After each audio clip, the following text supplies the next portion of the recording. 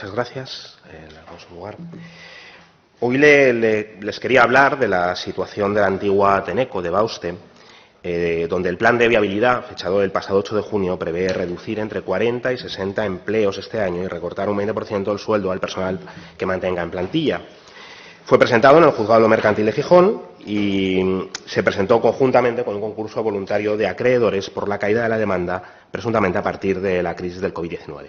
Hay temas que hemos traído alguna vez a este Parlamento y otros muchos que hemos traído en muchas ocasiones. En este caso, desde que una lucha heroica de los trabajadores de la antigua Tenneco, encerrados en la fábrica durante meses, con el apoyo del pueblo de Gijón, de las asociaciones sindicales, consiguió algo que parecía imposible, que es mantener la viabilidad y el futuro de una empresa que quería cerrar Tenneco entonces, ¿no? En el año 19 de junio de 2014 se firmaba un acuerdo entre el presidente mundial de Tenneco y el responsable de industria de la Comisión Europea, y se abría un proceso también de recepción de ofertas para investigar esa viabilidad de quién vendría, ¿no? Ustedes conocen el proceso, pero se lo quiero recordar.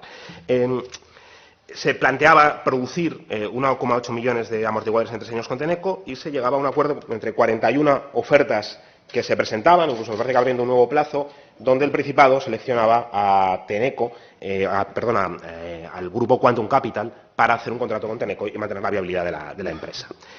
Ustedes avalaron política e incluso personalmente la operación, propusieron que llegase Quantum y se firmaba entonces un denominado acuerdo de Deloitte, un acuerdo a 3 bandas entre Tenneco, Quantum Capital y el Principado de Asturias.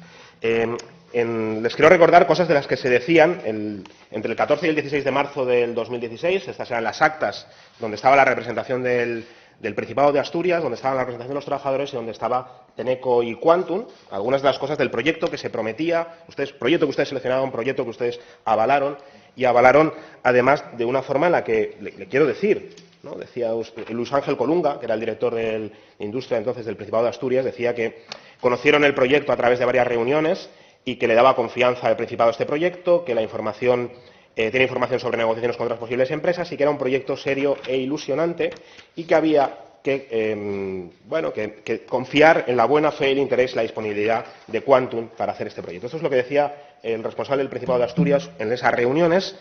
Y en esas reuniones donde la representación de Quantum planteaba varios objetivos, ¿no? Que veremos si se han cumplido, ¿no? Decía la transformación de la planta orientándola hacia un nuevo negocio a partir del mantenimiento de la producción de Tenneco 3 años. Se mantenía la producción 3 años y a partir de entonces comenzaba una nueva fase con nuevas líneas de producto de la empresa. Se integraba la planta en un grupo de 4 fábricas del sector de la automoción, un grupo diversificado de proveedores de automoción. Eso es lo que se iba a constituir en ese periodo de tiempo. Se ponía en marcha un departamento de I+D y formación de la plantilla, se iban a desarrollar nuevos productos en la planta de Gijón, se iba a invertir en maquinaria durante los primeros años, se iba a transformar, formar ese personal la plantilla, se lo he dicho, y, en definitiva, estabilizar la plantilla y el empleo. Esto es lo que decían, en palabras del CEO de Quantum. En los próximos 3 años se llevarán tareas de reclutamiento y selección para formar un equipo de I+D, siguiendo en paralelo con el acuerdo de suministro, se sacarán prototipos en primera línea de producción y se testaría el nuevo mercado, y a partir del 3er año se plantearían las ventas. Esto era la propuesta del plan a 3 años de cómo se iba a poner en marcha esa gran producción que iba a diversificar la planta y abrir nuevos nichos de mercado en un grupo empresarial a nivel estatal. Lo que sucedió entonces, se lo quiero contar, ¿no? Punto 1, transformación de la planta orientándola hacia un nuevo modelo de negocio, aunque manteniendo la producción con Tenneco. Lo que ha sucedido es que apenas ha habido otro cliente que no fuera Tenneco, que tenía, digamos, producción cautiva durante 3 años, alguna visita, pero muy pocas relaciones comerciales, casi ninguna, hasta marzo del 2019, donde se dejaba de facturar a la planta de Tenneco. Porque una empresa, y a mí me llama la atención sobre esto, ¿no? Porque una empresa que tenía 3 años para buscar nuevos clientes no lo haría, ¿no? ¿Por qué no haría eso? ¿Cómo iba a financiar después las nóminas de los trabajadores, ¿no? Se iba a integrar la planta en un grupo de 4 fábricas, 0, ninguna integración, ni ninguna noticia de ninguna otra empresa de este tipo. Se iba a poner un departamento de I+D en marcha y de formación de la plantilla. No se puso ese departamento de I+D en marcha, no se hizo formación de la plantilla sobre los nuevos productos que se iban a implantar, se iban a desarrollar nuevos productos en Gijón, y esto era un indicio potente, porque no se empezó a desarrollar ninguna clase de nuevo producto, ¿no? ¿Qué era lo que iba a sustituir la producción con Tenneco? Bueno, pues esto que se afirma en esas reuniones no se cumplió. Se iba a invertir en maquinaria.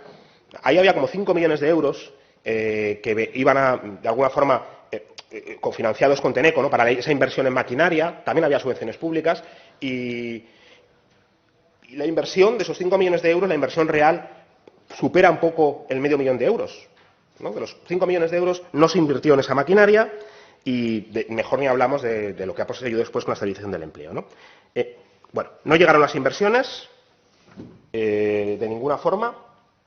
Se solicitaron créditos sobre el aval de la planta. Es más, se iba pidiendo refinanciación, ¿no?, usando las propiedades que tenía Bauste, la antigua Tenneco, para conseguir créditos bancarios y conseguir financiación. Y bueno, se iba embolsando el dinero de inversiones, se iba utilizando para, en principio, otras cosas, ¿no? Veamos el mapa, ¿no? Tenneco parece que quiere cerrar la planta, no puede hacerlo porque hay una presión social y política, comienza un proceso de cierre dilatado en el tiempo, porque eso es lo que parece, que se quería cerrar no al momento, sino durante 3 años, que avalan ustedes. Lo pilla un fondo buitre, un fondo de inversión, con un acuerdo secreto, por cierto, un acuerdo que estamos pidiendo desde hace 2 años, desde el año 2016. Estamos diciendo, queremos conocer cuál es el acuerdo que avaló el Principado de Asturias entre la planta, entre las Bauste, Tenneco y el Principado de Asturias. No se invierte nada. ¿Y qué sucede después? Bueno, sucede después que se vende a un fondo, de alguna forma, liquidador. Una empresa liquidadora que la pilla en noviembre la planta y que plantea unos despidos poco después, ¿no? ¿Qué decían ustedes durante estos meses? Durante todo este tiempo, ¿no? Decían, el ERTE que se presentó el año pasado era parte de la crisis global, era una cosa circunstancial y no se tenía ninguna deslocalización. Isaac Pola, y decía, estamos ante un caso de éxito con Bauste. Esto es lo que decía Isaac Pola, ahí tan feliz en la presentación de la nueva línea de negocio, 500.000 de 5 millones de euros de inversión, no nuevos clientes, no nuevas inversiones, y decía, se va a Bauste, el consejero de Industria, dice, estamos ante un caso de éxito. Eso es el punto donde estamos ahora, ¿no? Con lo cual, las preguntas es, evidentemente, ¿qué van a hacer ustedes, ¿no? ¿Qué medidas van a implementar? ¿Cómo van a asegurar la viabilidad de la planta de un acuerdo que ustedes han avalado? Muchas gracias, señor presidente. Buenos días, señorías. Señor Ripa, en respuesta a su interpelación, le comentaré en primer lugar que esta consejería, efectivamente, tiene conocimiento de que la compañía Bauste ha solicitado concurso de acreedores motivado por la crisis del sector de la automoción a nivel global como consecuencia del COVID-19. Sabemos también que la solicitud de concurso incluye una propuesta anticipada de convenio con los acreedores de la compañía que permitirá la continuidad de las operaciones y, por tanto, la viabilidad de la empresa, que supongo que es lo que preocupa al conjunto de esta Cámara. Estamos hablando de una empresa que, en palabras de sus gestores, con los que hemos tenido ocasión de hablar recientemente, es viable y, en palabras también de los gestores, reúne las condiciones para salir adelante, pero necesita tiempo y el concurso de acreedores les va a conceder ese tiempo para que el sector del automóvil reactive su demanda y puedan volver los pedidos y retornar la producción ordinaria. De otra manera, también le diré que no tenemos otros elementos de juicio que nos permitan descartar la veracidad de estas afirmaciones. De todos modos, y según nos ha informado también la propia empresa, el objetivo es que se reactive la demanda y pueda realizarse el contrato con el cliente principal y con el resto de clientes para, como le decía, recuperar la producción y salir del concurso a la mayor brevedad. Esta es la intención que nos relata la empresa. Lo demás, permítame que se lo diga, son conjeturas que usted tiene a bien hacer y que obviamente también tiene a bien trasladarnos. En cualquier caso, lo que hay que decir es que los problemas de Bauste son los problemas y dificultades que tiene en general el sector del automóvil, que, como bien sabe, arrastraba dificultades ya el año pasado, el año 2019, y que en la actual crisis sanitaria ha parado totalmente su actividad en nuestro país. Es cierto que en Asturias no contamos con plantas de fabricación de automóviles u otros vehículos, pero también es cierto que varias empresas se integran en la cadena de valor del sector como proveedores de materias primas o componentes, por lo que el desarrollo y recuperación de la industria de la automoción y especialmente el desarrollo de la movilidad sostenible tendrá una clara incidencia en estas compañías y en sus empresas auxiliares que también operan en la región. Tal y como manifestó ayer la propia directora general de Industria, una iniciativa en positivo a favor de rescatar a este sector o ayudar a este sector a superar la situación de crisis ha sido la constitución de la Mesa de la Automoción, presidida por la ministra de Industria, Reyes Maroto, y a partir de esta primera mesa, en la que están representados el Gobierno central y autonómicos, junto con las principales asociaciones del sector, está prevista la formación de grupos de trabajo para la reactivación del sector, con el objetivo de identificar proyectos que reactiven toda la cadena de valor del sector de la automoción y definir las prioridades. Por tanto, he ahí una primera reacción, una primera propuesta en positivo, cosa que, por cierto, espero que en esta segunda intervención que tiene traslade cuál es su propuesta, porque hasta ahora ha trasladado un diagnóstico con tintes bastante dramáticos, por cierto, pero espero propuestas. Aquí va una. Esta mesa de la automoción, como digo, presidida por la ministra de Industria, Reyes Maroto. Pero no es solo esa iniciativa, sino que hay otra que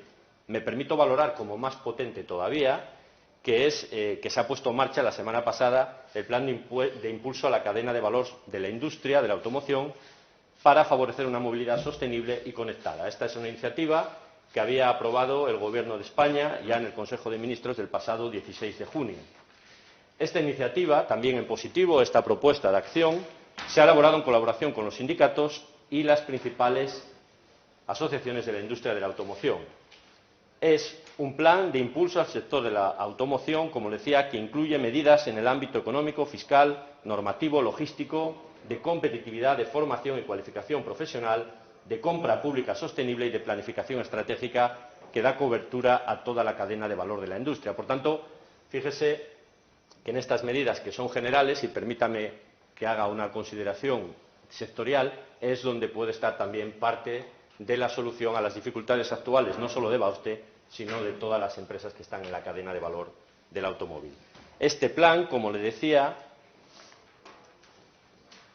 se presenta en un contexto de cambios asociados a la descarbonización y la transformación digital y promueve una movilidad que sea sostenible y segura. Las medidas se articulan en torno a 5 grandes pilares con los objetivos de reducir las emisiones, sustituir vehículos antiguos y contaminantes e impulsar la competitividad de empresas y autónomos con la renovación de su flota. Hay un presupuesto total de 3.750 millones para medidas a corto plazo, 1.535 millones en el año 2020, planes como el MOVES II y acciones estratégicas a medio plazo con una asignación de 2.215 millones que se implementarán a partir del año 2021 y podrán ser financiados con el apoyo de los fondos europeos en el anunciado plan para la recuperación.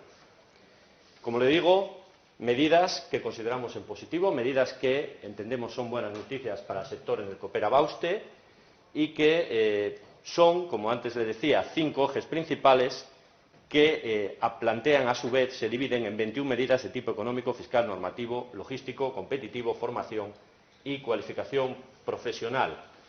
Son, y le paso a enumerar en el tiempo que me queda en esta intervención, los 5 ejes. 1, renovación del parque de vehículos hacia otro más moderno y eficiente. Aquí se destinan 550 millones de euros. En segundo lugar, inversiones y reformas normativas para impulsar la competitividad y la sostenibilidad. En particular, la adjudicación de fabricación de nuevos modelos eléctricos o de hidrógeno. Aquí están contemplados 2.690 millones de euros. Tercer eje, la investigación, desarrollo e innovación para nuevos retos de movilidad, 450 millones de euros. Cuarto lugar, la fiscalidad para impulsar la competitividad del sector. Y, en quinto lugar, medidas en el ámbito de la formación y cualificación profesional. Aquí estamos hablando de 95 millones de euros. En este gran acuerdo, el sector de la automoción ha asumido también compromisos que luego, posteriormente, si lo considera de interés, podré relatarle. En cualquier caso, se trata de información pública que está a disposición de todo. Muchas gracias. Gracias. Para el turno de réplica tiene la palabra el señor. A ver si nos entendemos en el diagnóstico. Lo que yo le estoy diciendo es que ustedes avalaron una operación de venta a un fondo buitre que no hizo ninguna inversión, no buscó ningún nuevo cliente y ha vendido la empresa a una entidad liquidadora. ¿Por qué creo que es liquidadora? Bueno, primero porque era un fondo árabe-suizo. Cuando llegaron a la compra, resulta que no apareció ningún árabe suizo, sino que apareció un testaferro de otra empresa y el testaferro dirigida parece ser por alguien que estaba inhabilitado por otras cuestiones y no podía poner su nombre. Eso es lo que apareció.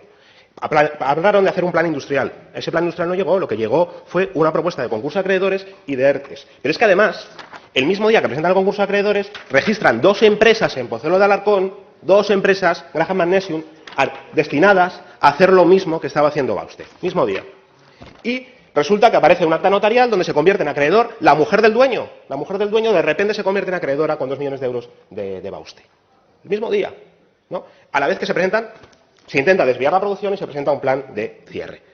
Todo esto, repito, con el silencio del gobierno asturiano, que sigue diciendo que es un caso de éxito, y con notable represión sindical. Es que ha habido 10 denuncias donde se han pedido hasta 20 años de cárcel, y en esas denuncias las 10 han sido ganadas.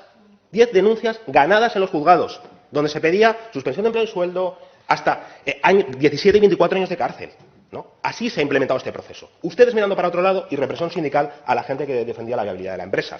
Y claro, es que el diagnóstico es importante porque ustedes no sabrían reconocer un proceso de deslocalización, cierre y desguace de una empresa ni aunque lo tuviesen a 2 palmos, ¿no? Es que está habiendo 3 fases de libro. Fase 1. Una multinacional quiere cerrar una fábrica en un país con costes de personal elevado. La presión social y política se lo impide. Intervienen las administraciones, con lo cual se busca un acuerdo de reventa, secreto, por cierto, de reventa a un fondo buitre, a Quantum Capital, que llega con un proyecto donde va a hacer maravillas, pero no hace nada 3 años después. Nada, ninguna de las inversiones prometidas. Ustedes, sacan dinero rápido porque endeudan la empresa, piden créditos, reciben las subvenciones, reciben el apoyo que han recibido de la empresa matriz, ¿no? Fase 2. Fase 1. Una multinacional quiere cerrar. Fase 2, lo recibe un fondo buitre. Fase 3, el fondo buitre se deshace rápido de esto y lo vende a una empresa liquidadora. En este caso, a una empresa que hace el trabajo sucio, que es terminar con los despidos, no invertir para nada, hipotecar la empresa, sacar el dinero y, en su caso, cerrar. Y cerrar de una forma en la que da igual que vayan a por él, a buscar las deudas, porque tiene testaferros puestos entre medio para que no puedan cobrar las deudas. Ese es el momento donde va usted. ¿Usted qué me está contando? ¿Qué ayudas para el sector de la automoción? ¿Usted de verdad cree que sirve de algo que hagan ayudas para que los coches produzcan cuando llega una empresa que lleva 3 años sin buscar clientes? 3 años sin buscar clientes, liquidando, registrando, convirtiéndose en acreedores el mismo día que hacen un concurso de acreedores, creando sociedades pantalla. ¿De verdad me lo está diciendo en serio? ¿Ese es su plan para Bauste? ¿Cuál es el acuerdo que usted ha firmado? ¿Qué supervisaron? Gracias, señor. ¿Qué medidas va a hacer concretamente con Bauste? Muchas gracias. Señor consejero, tiene la palabra. Gracias, presidente. Sí, señor Ripa, mire, usted ve unos indicios que a día de hoy, a 30 de junio de 2020, el Gobierno no ve. Y este Gobierno no es sospechoso de no denunciar allí donde ve indicios de actividad liquidadora. Este mismo consejero lo ha hecho cuando lo veía. En este caso, siento decirle que a día de hoy, 30 de junio de 2020, lo que percibimos es dificultades en una empresa que está precisamente operando en un sector que es el que ha recibido uno de los mayores impactos debido a su paralización total como consecuencia de la crisis sanitaria. Esto a día de hoy. No obstante, las conversaciones seguirán. Ni usted ni yo vamos a dimitir, supongo, hoy ni mañana de nuestras responsabilidades. Por tanto, veremos atentamente la evolución de la empresa. A día de hoy, como le digo, hemos mantenido reuniones con los responsables y nos dan un mensaje de tranquilidad dentro de las dificultades, obviamente, serias, severas, que han llevado a la empresa a tener que declarar esta situación concursal, en la cual está negociando, como le digo, además existiendo ya acuerdos con los acreedores para salvar la situación y el parón de demanda. Pero fíjese, yo no sé si usted cree que nosotros nos estamos ganando el sueldo o haciendo bien nuestro trabajo viniendo aquí a revisar lo que ha ocurrido en el pasado, con otros gobiernos en los que yo tampoco tenía ningún tipo de responsabilidad y, por tanto, no crea que yo puedo entrar ni debo entrar en esa dinámica. Yo creo que para lo que estamos usted y yo aquí y el conjunto de la Cámara es para tratar de ofrecer soluciones de futuro. Por tanto, yo le he planteado algo en esa línea. No es que me quiera ir por los cerros de Úbeda, pero sí que le he planteado algo en esa línea, algo que vemos esperanzador y que puede ayudar efectivamente a que empresas como Bauste tengan actividad y tengan futuro en nuestra región durante muchos años. Lo que le comentaba antes en relación con el plan de apoyo a la automoción es que este es un plan que va mucho más allá, es un plan que está en la línea con lo que tenemos que plantear para nuestra industria, que es visión a largo plazo, no estar continuamente en la avería del corto plazo, en problemas que pueden ser coyunturales de una empresa si no estamos estableciendo un marco adecuado. Usted nos ha escuchado hacer reivindicaciones frente a la Unión Europea, frente al Gobierno de España y en relación con este sector, el plan presentado para la automoción plantea llegar al año 2040 movilizando 310.000 millones de euros de cifra de negocio en las empresas, manteniendo la relevancia del sector industrial de fabricación de vehículos y de componentes que sean competitivos en el entorno internacional y a la vez aprovechar y poner en marcha nuevas líneas de negocio que deben acompañar a dicho ecosistema. No me estoy desviando del tema. Esto es el sector de la automoción y lo que le pase al sector de la automoción le va a pasar a empresas como Bauste, en la que ustedes hoy han tenido interés de particularizar esta situación. Insisto, una crisis, unas dificultades en este contexto. Si quiere ver otros contextos, en el año 2018 las cifras de Bauste no eran las de hoy. En el año 2019 había ciertas dificultades también en sintonía con el sector del automóvil, con el mercado del sector del automóvil. Esto no puede ser casualidad, tiene que ser identificado como posible causalidad. En cualquier caso, como le digo, este plan que ha desarrollado el Gobierno y que beneficiará al sector del automóvil en toda su cadena de valor, nos parece que va en la línea correcta. Veremos en los próximos meses si son medidas suficientes o no. Y esto es lo que le puedo decir a día de hoy, señor Ripa. Gracias.